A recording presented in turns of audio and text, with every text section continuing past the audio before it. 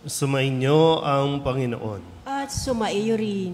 Ang mabuting balita ng Panginoon ayon kay San Mateo. Papuri sa iyo, Panginoon. Noong panahong iyon, nang nagkakatipon sa Galilea sina Jesus at ang mga alagad, sinabi niya sa kanila, "Ang anak ng tao ay ipagkakanulo at papatayin, ngunit muling mabubuhay sa ikatlong araw." At sila'y lubhang nagdalamhati. Pagdating nila sa Capernaum, lumapit kay Pedro ang mga maniningil ng buwis para sa templo. Tinanong siya, "Nagbabayad ba ng buwis para sa templo ang inyong guro?" "Opo," sagot ni Pedro. At nang dumating siya sa bahay, tinanong na siya agad ni Jesus, "Ano ba ang palagay mo, Simon? Kanino sumisingil ng bayad sa lisensya o buwis ang mga hari sa lupa? Sa mga mamamayan ba o sa mga dayuhan?" "Sa mga dayuhan po," tugon niya. Sinabi ni Jesus, "Kung gayon, hindi pinapagbabayad ang mga mamamayan. Gayunman, para wala silang masabi sa atin, pumaroon ka sa lawa at ihagis mo ang kawil. Kunin mo ang unang isdang mahuhuli, ibuka mo ang bibig nito at may makikita kang isang salaping pilak. Kunin mo ito at ibayad sa buwis nating dalawa." Ang mabuting balita ng Panginoon. Pinupuri ka namin, Panginoong Hesukristo. Maupo po ang lahat. Isang magandang gabi po sa inyong lahat. Ngayon po ay Lunes ng ika-19 na linggo sa karaniwang panahon. Sino po ang mga senior citizen na? Halos karamihan na nagsisimba ay senior citizen na. Pag sinabing senior citizen ay ano ang natatanggap? Ayuda agad? Puro ayuda? Di ba, discount? No? Magkano ang discount? 20%. Nakaka-discount ba talaga? Hindi naman. Sigurado? Hindi naman. Okay, so tingnan natin.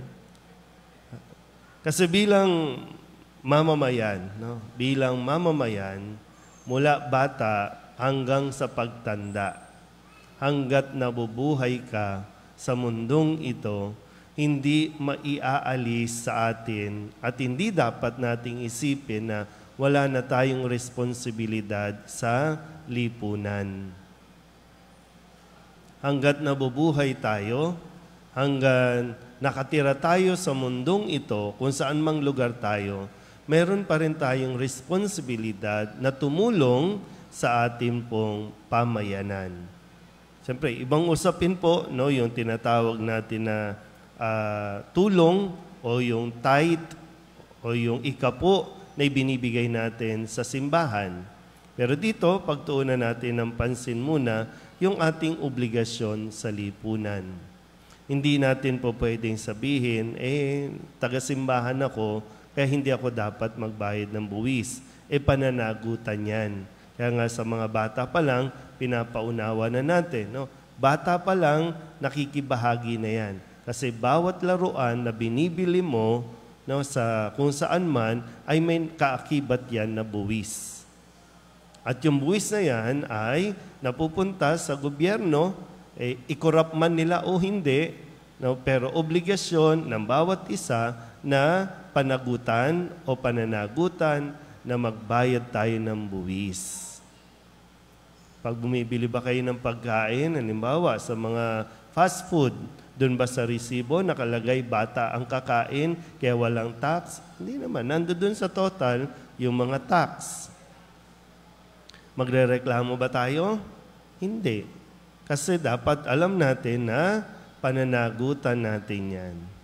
Gaya ng nasabi ko kanina, ibulsa man yan o ikorap man yan ng mga nakaupo, no, kung sino man, pananagutan naman nila yon sa Diyos. Malinaw po ba?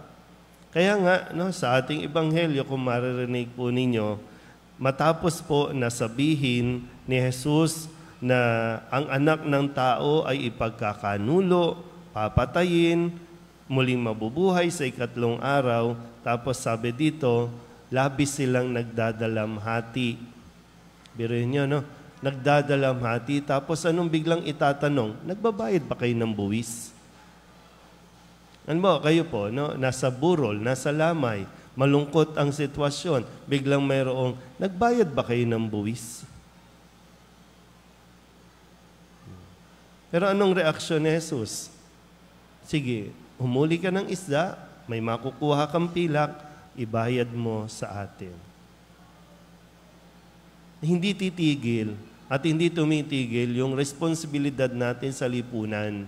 Kung gusto mo magdalamhati ka. Pero pagkatapos yan, babalikan mo pa rin, ito yung mga naging gap. Di ba? Naalala nyo nung COVID, kala natin wala na. Di ba? Pero naipon lang. Inipon lang. At kailangan nating bayaran. Ang simbahan, hindi naman libre ang kuryente. Hindi naman libre ang tubig.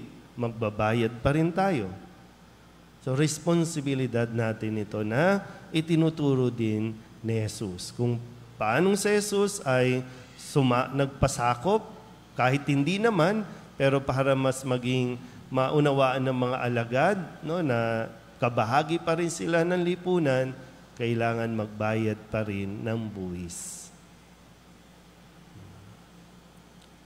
Ang isang tunay na Kristiyano ay gumaganap ng kanyang tungkulin bilang mamamayan.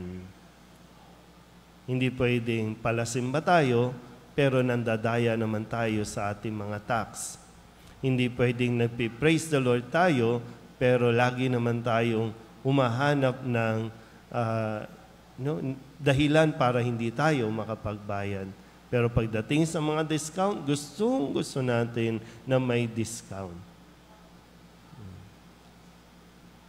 Sana po, no, ipagdasal din natin siyempre ang mga nasa gobyerno, yung mga may kinaugnayan o kinauukulan pagdating sa mga paniningil ng buwis, pagdating sa pagdidistribute ng buwis, na nawa, no, ay magawa din nila ng tama at magamit nila ng tama yung mga buwis na ibinabayad o kinukuha sa mga tao.